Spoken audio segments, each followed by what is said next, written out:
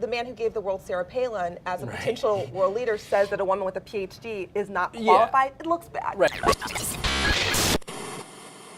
Welcome to NewsBeast. I'm Michael Moynihan. John Avalon is still missing. Today on the wonderful program, we have Kelli Goff, a political correspondent for The Root, and David Freedlander, who's just milling about the office, and a political correspondent for us at Newsweek Daily Beast. Kelli. Yes. A couple of issues. The first one, a column at The Root, Susan Rice, first black female president. Who wrote that? Who wrote that? The first thing I have to say is that, prognostication about women presidents named Rice, Dick Morris's book, Hillary versus Condi. Yep. You're getting into that territory. Make the case. Well, I'd love a Rice versus Rice, just because create mass confusion on the campaign trail. Fantastic. Why is Susan Rice either qualified, or will she be the first black president? What's your argument here? Well, a black female president, of course, because we already have a black president. But the first thing is, actually, she has far more foreign policy experience than President Obama did when he ran for president. So I think that's like thing number one. And it's actually not that far-fetched, because she did say in an interview that when she was growing up, she actually thought she might become a senator. So it's not completely off the table, but like I said, her foreign policy chops are really what actually sets her apart from a lot of people who do end up running for president, most of whom are coming from congressmen or governors who actually don't have a ton of foreign policy chops. So that's one of the main reasons I actually think she'd be a viable candidate in a way that a Sarah Palin, for instance, wasn't. Yes, well, many reasons that she wasn't. David, what do you make of this? I mean, Susan Rice, obviously tremendously controversial in the past couple of weeks. Just recently. Because she sailed through the confirmation process with Jesse Helms. She did. Jesse Helms couldn't be leading the confirmation process for her when she was previously in the Clinton administration. She sailed through. So. Well, but sailing through a confirmation process as a deputy in the State Department, of course, is pretty standard, right? Not when it's Jesse Helms and he likes to whistle the Confederate. Theme Sure. song. I mean, with black elected officials, which he did a couple times. I'm just saying. Yeah, and I don't want to put anyone off camera. A racist just told us it's called Dixon. And I don't want to put anyone on the spot. I mean, do we know what Susan Rice has actually sort of done as UN ambassador? I mean, what is she actually? What are the sort of qualifications she's putting forward for this job? I guess I would want to know. Does anyone? Yeah, I mean, there was an interesting piece in The Atlantic yesterday about an enormous amount of criticism that she received in her policy regarding Africa and Congo and Rwanda. I mean, so in the specifics, in this current, I mean, is she? I mean, I know that overall in your article you say she has a PhD. It would be the which first would actually one make her almost overqualified. Because only one president's had but one. as far as what she has done, what do you think that she has achieved that is sort of UN, obviously a famously dysfunctional place too. I mean, how has she performed there? Dysfunctional. Well, she actually did get though decent marks for her role when she was Assistant Secretary of African Affairs, which is not a small thing, because the 90s things weren't great in Africa, and I know someone's going to point out when are things ever really great in Africa. But that was a tumultuous time, and she did get high marks for that. And I would actually argue that even in some of the criticism we've seen for her work as UN ambassador, some of that, particularly recently, has focused more on temperament. Do you know what I mean? Yeah. And so it's a little bit reminding me of kind of I guess the flip of what you could compare it to is when Democrats were going against Bolton, right? And a lot of the coverage where you're saying, well, the reason we think he wasn't great at his job is because people didn't get along with him, and I'm not saying that should be dismissed. But you understand what I'm saying?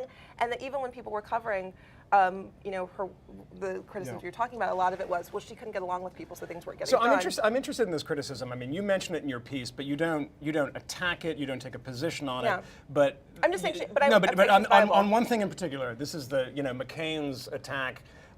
You say it's inspired cries of racism, and you repeat that a couple of times. And this has been a kind of through line in the past couple of weeks. What do you make of these charges? Well, here's what I would say, and this is something I've written about quite a bit, is that it's always complicated when you get into the R-word territory, right? Because there, as we know, blatant racism, and then there's subtle racism, which is what I've written a lot about in the Obama era, which is when I compare it to, someone doesn't call me the N-word when I walk into a store, but if you get followed around a store and I tell my white friends, some of them will be like, really, that happens to you? While others will be like, well, maybe it's because of the way you were dressed. Right. The reason I bring that up is because when you talk about the criticism of her and things like not qualified, traditionally African Americans on paper when they're breaking barriers, have to be substantially more qualified than the person who they're being compared against. And the same has happened for women. So the point I was really making with some of the not qualified things is, do I think that John McCain's walking around being like, I don't like black people, I don't like Susan Rice because she's black?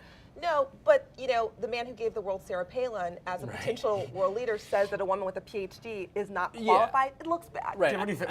I mean, is John McCain actually telling people they're temperamentally unqualified? I mean, John McCain would throttle people when they walk down the hallway. I think there is something to what you're saying. I mean, when you look at the people that have been the most highly charged, controversial figures in the Obama administration, for whatever reason, they're all African American, right? Right.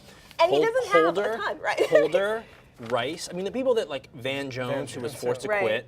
The Shirley Sherrod, from the Department of Agriculture. I mean, I think there's something to that in a way it's as if like having a black president is okay, but if he's going to be appointing a lot of fellow African Americans, we have a problem with it. So let me just get to one final thing. You have another article. You're a very prolific writer about Obama taking on more of a black agenda in the second term. Give us a little taste of what that argument is. Well, for as much coverage as his conservative critics get, he's actually had a ton of critics within the black community who frankly feel he hasn't really done anything for the black community since becoming the first black president.